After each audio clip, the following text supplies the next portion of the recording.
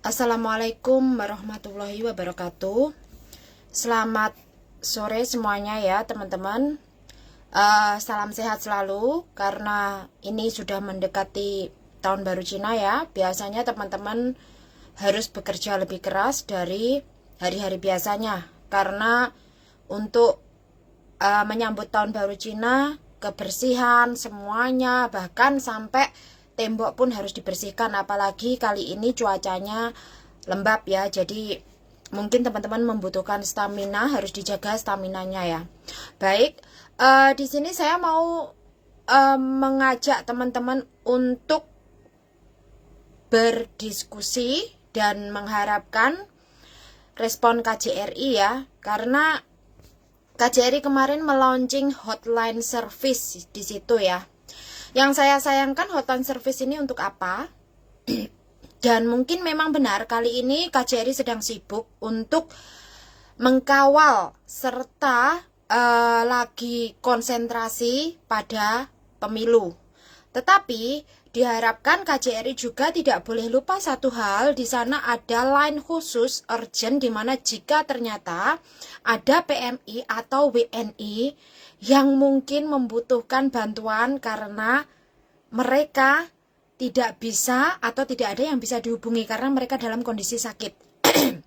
Well, ini berawal dari minggu, di mana minggu kemarin saya libur saya memang 2 hari, tetapi HP memang saya silent dan HP tidak saya buka. Bahkan Facebook saya sengaja saya sepikan karena memang memberikan waktu untuk diri saya sendiri.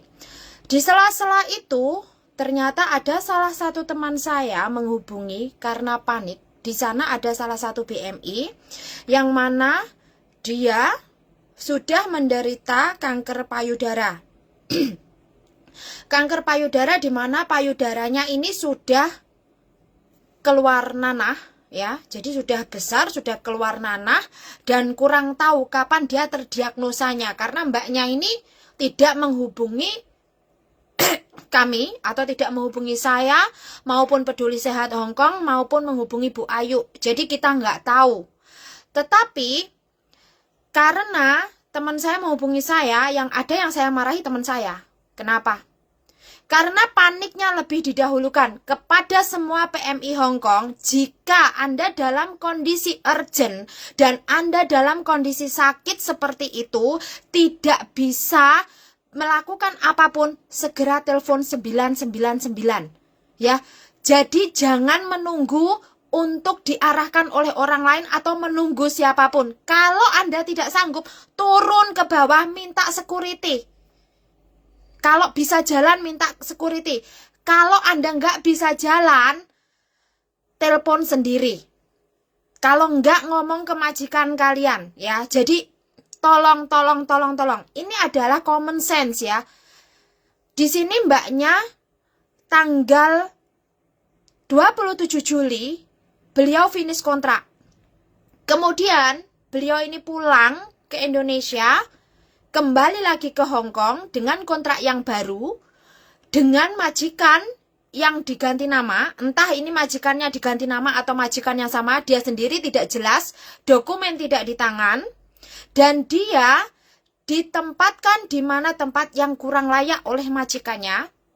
Nutrisi makanan hanya dikasih mie instan yang notabene justru tidak memberikan nutrisi bagi tubuh dia. Ya. Kemudian si mbaknya ini kesakitan, kebetulan teman saya menelpon saya meminta dia untuk segera menelpon 999. Mbaknya sudah diarahkan ke rumah sakit Elizabeth dan hari ini masih di rumah sakit. Kemarin sudah menghubungi Bu Ayu, kemudian disambungkan ke saya. Keadaan beliau saat ini membutuhkan pendampingan karena untuk komunikasi dengan dokter dan majikan. Jadi untuk volunteer, sementara volunteer itu PMI yang saat ini juga sibuk bekerja, diharapkan KJRI segera untuk memberikan pendampingan salah satu dari petugas yang saat ini ada. Karena saat ini mbaknya ini masih tidak bisa berkomunikasi atau berbicara dengan bahasa kantonis dengan baik dan benar, bukan tidak bisa, sebenarnya dia tidak punya nyali ngomong kepada agen, kepada majikannya maupun kepada dokternya. Sementara untuk administrasi setiap rumah sakit itu berbeda. Jadwal mbaknya ini harusnya ke Kuongwah untuk check up. Dia masih treatment, dia belum untuk dioperasi karena memang belum ada waktunya untuk operasi. Jadi dia kalau ke rumah sakit pemerintah, kita ke rumah sakit pemerintah itu tidak langsung mendapatkan tempat untuk operasi. Karena juga menunggu dokternya dan lain sebagainya, banyak hal yang memang dia masih harus mengikuti beberapa prosedur sebelum diputuskan untuk operasi. Jadi bagi teman-teman yang mungkin mengalami sakit payudara, tolong sejak awal kalian koordinasi dengan kami. Jadi bukan di saat kalian seperti ini, kalian baru mencari bantuan. Dan parahnya di saat ditanya visa kamu di mana, dokumen kamu di mana, kalian bilang tidak punya, ada di tangan majikan. Ini kita sebagai konselor sangat kesusahan untuk melakukan apa yang harus dilakukan. Ya. Jadi di sini teman-teman itu harap peka. Jangan menunggu. Kalau kalian menunggu, ya nggak ada yang bisa dilakukan gitu loh, ya. Terus di sini bagi teman-teman yang mungkin ingin membantu atau mungkin saat itu kalian berada di posisi di tempat itu, jangan panik dulu, jangan, yo aku nek loroi terus ngono kayak aku piye, terus aku ki goblok aku. Tidak, Mbak. Jadi kenapa sih saya sering menyarankan teman-teman untuk fokus, ya. Jadi agar kalian itu fokus gitu loh. Kalau kalian nggak fokus ya kalian sudah sudah selesai, sudah nggak tahu apa yang harus dilakukan. Ya. Jadi di sini fokus yang utama di saat kalian ada keluhan adalah menyampaikan kepada majikan, kemudian kalian itu periksa, selanjutnya setelah itu ada diagnosa, Anda menyampaikan bahwa di Hong Kong itu Anda berhak atas servis yang mana.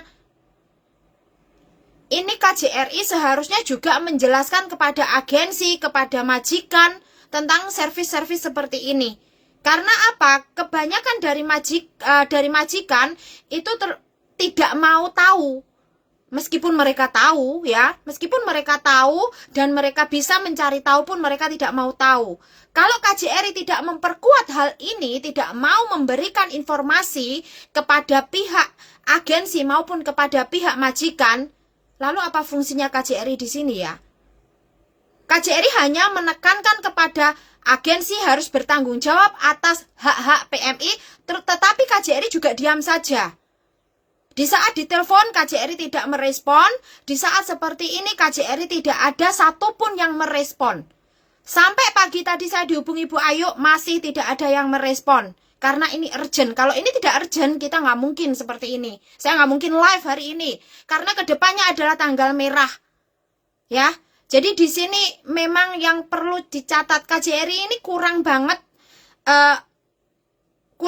peka. Ada beberapa hal di sana yang memang perlu saya tambahkan. Respon KJRI pada bagian tertentu, diantaranya adalah bagian rumah sakit. Bagian urusan sakit, bagian urusan jiwa manusia ini kurang sekali. Jadi justru inilah yang seharusnya yang di fast respon, bukan celotehannya kontreng yang di fast respon, ya kan? Jadi yang di fast respon itu ada bagian-bagian tertentu line khusus yang urgent dari dulu. Kenapa sih di saat Pak Riki Suhendar kemarin dilantik saya menyatakan yang dikurangkan dari KJRI adalah hotline khusus yang mana urgent, yaitu line urgent khusus. Jadi bukan yang line-line yang sub-soy itu bukan ya. Jadi yang kita butuhkan adalah yang urgent. Di mana di saat, karena saya sendiri juga banyak menerima masukan dari pihak rumah sakit di saat kemarin di Taipo, pernah yang tetangga saya juga sakit, saya menjenguk ke sana, itu jawabannya adalah satu, tim kai lekolin si gon le ta ke to mo yan teng ta ke to hai ta m tong. Maksudnya adalah di saat ditelepon oleh pihak rumah sakit ataupun pihak kewenangan yang memang kondisinya urgent, KJRI tidak ada jawaban dan tidak ada respon. Entah kenapa, ya. Di sini kalaupun iya di dalam artian nomor hotline khususnya via WA, di telepon Anda tidak menjawab, kalau yang telepon Bu Ayu minimal Anda telepon balik, ya. Minimal Anda telepon balik. Kalaupun Anda tidak telepon balik, Anda tanyakan, "Bu Ayu ada apa ya kok telepon jam segini? Apakah ada hal urgent?" Saya yakin kalau Bu Ayu peduli sehat Bu Ayu Rahayu yang telepon, kalau nggak urusan rumah sakit, nggak urusan nyawa orang, itu nggak ada. Kayaknya ya. Kalau saya yang nelpon beda lagi, ya kan? Tapi jujur, saya nggak pernah menelpon nomornya KJRI ataupun nomor hotline-nya milik konsul, kecuali memang itu saya WA kalau saya ada hal yang saya diskusikan. Jadi ini loh, saya nggak tahu bagian mana yang menangani, ya. Tetapi yang pasti KJRI kali ini harusnya tetap standby khusus untuk line urgent bagian rumah sakit. Karena warga Anda ini tidak semuanya sehat juga, Pak, ya. Jadi, terus ini mbaknya, karena dia sudah bekerja melebihi dari 1 kontrak, dia berhak atas cuti sakit. Dan tadi saya tanya mbaknya, majikannya tidak ada di Hong Kong, majikannya sedang berada di Thailand, jadi tidak ada kejelasan. Jadi tidak ada kejelasan ya, majikannya kapan pulang itu tidak ada kejelasan. Namun satu yang pasti, majikannya marah-marah dikarenakan mbaknya ini harusnya check up ke Kwong Wah, tapi karena kemarin telepon emergency dilarikan ke Elizabeth. Dan besok jadwalnya dia harus ke Kwong Wah. Namun karena dia berada di Elizabeth sekarang, secara otomatis dia harus mengikuti prosedur administrasi rumah sakit yang sekarang. Bagaimana caranya? Memang harus meng-cancel. Yang tahu untuk meng-cancel adalah yang bersangkutan. Yang menjadi masalah yang bersangkutan tidak membawa apapun selain Hong Kong ID. Saya nggak tahu surat dari rumah sakit apakah ada di tangan dia, tapi yang pasti dia menyatakan tidak bawa apa-apa. Ini yang mungkin KJRI harusnya mendampingi. Ini lebih butuh pendampingan dan juga follow up. Ini tidak ada panic button ya. Jadi di sini tidak ada panic button ya. Kenapa saya bilang pemerintah pusat tidak tahu sebenarnya masalah PMI dan isu dari apa yang dihadapi PMI. Karena bagi pemerintah pusat, PMI IRT atau PMI sektor informal adalah PMI yang mana dianggap tidak berskill, hanya menambah masalah dan rentan akan masalah, tapi tidak mau menyelesaikan masalah. Dan menurut pemerintah, di saat Anda sudah menjadi PMI dan memilih menjadi buruh migran Indonesia, bermigrasi ke negara lain sebagai pekerja rumah tangga asing, itu pilihan Anda. Itu menurut mereka. Jadi, solusi yang mereka tawarkan adalah menggeser Anda dari non-skill ke skill. Yang dianggap tidak akan memberikan masalah. Tapi ini salah.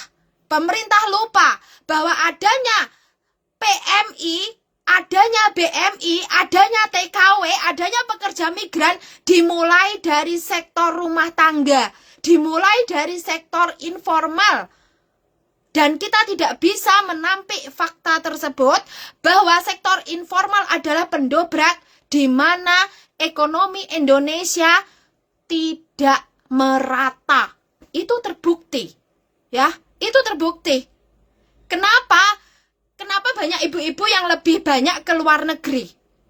Dikarenakan Indonesia sendiri untuk pekerjaan jenis loker itu hanya bersifat bagi orang-orang tertentu, bersifat diskriminatif.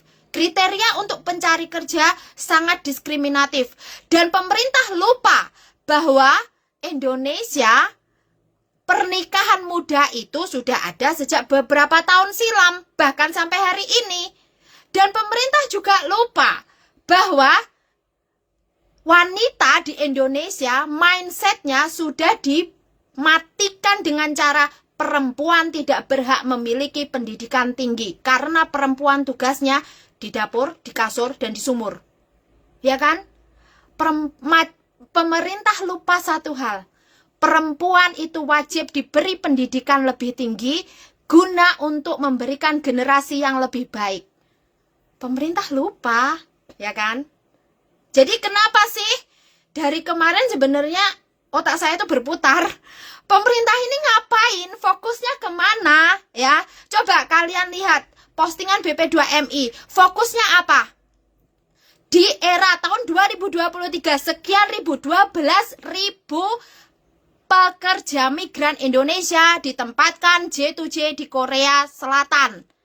Mereka hanya fokus yang J2J, mereka hanya fokus yang dianggap skill, yang menurut mereka adalah profitable dibanding mereka yang di sektor informal. Jadi kenapa tidak heran kalau debat kemarin ketiga paslon jawabannya demikian. Dan itu tidak salah, karena jawaban dari ketiga paslon hanya berdasarkan teoritis. Hanya berdasarkan teori. Mereka tidak tahu di lapangan seperti apa dan kenapa mereka para perempuan ini memilih ke luar negeri itu kenapa?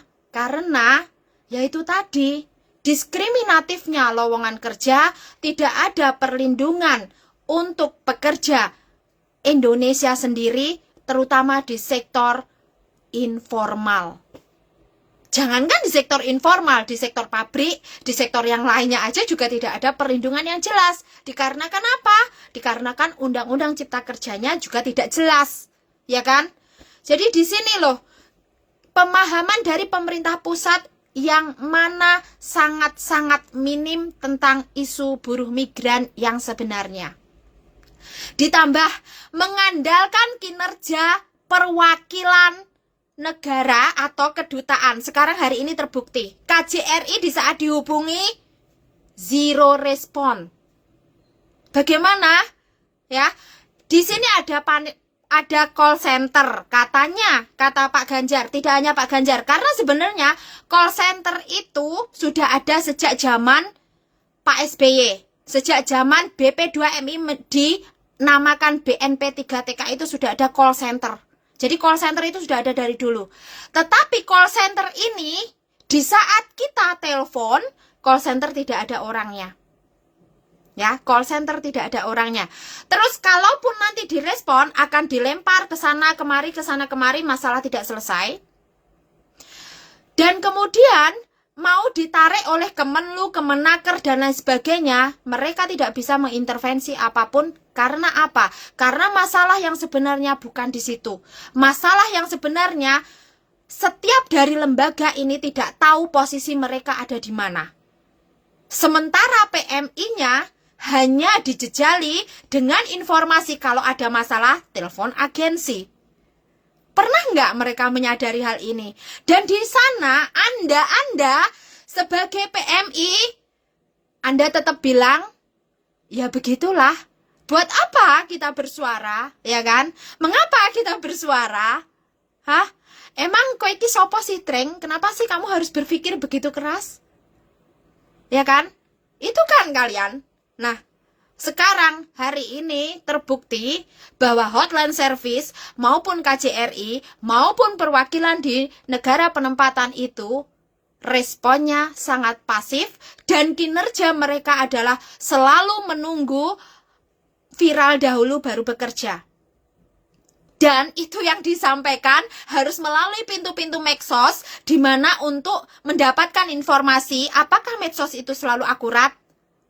Tidak juga kan? Jadi di sini kekurangan petugas-petugas yang tidak mau turun lapangan, tidak mau melakukan survei lapangan, akhirnya terbengkalai. Dan di saat melakukan peraturan atau implementasi peraturan tidak pernah mau evaluasi, ya kan? Jadi ya Akhirnya kita harus berjuang sendiri. Jadi kenapa muncullah organisasi, muncullah serikat buruh, kenapa muncullah sekian banyak volunteer, teman-teman PMI memvolunteerkan dirinya untuk mendidik teman-teman harus mandiri.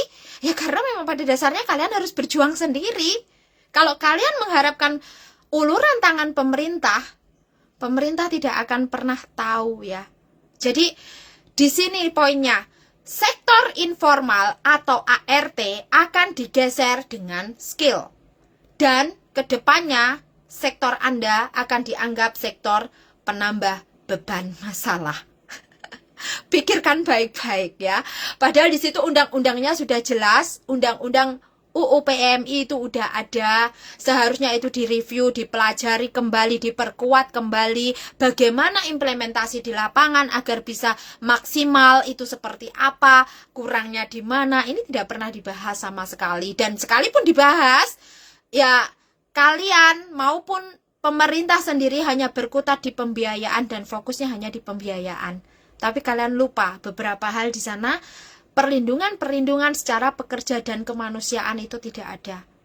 Praktek di lapangannya itu masih sangat minim dan bahkan tidak ada. Untuk melibatkan petugas negara, untuk melibatkan instansi pemerintah, itu diperlukan beberapa prosedur yang mana tidak mudah karena memang mereka tidak pernah memberikan satu pintu. Kalau memang bisa dipermudah, kenapa sih? Ya kan? Tapi mereka selalu mempersulit, bukan? Ya. Begitulah ya. Jadi kali ini apa yang bisa dilakukan oleh mbaknya tadi? Saya berharap KJRI mendatangkan satu petugasnya dan menghubungi Bu Ayu karena datanya yang memegang Bu Ayu. Karena saya nggak mau memegang data orang.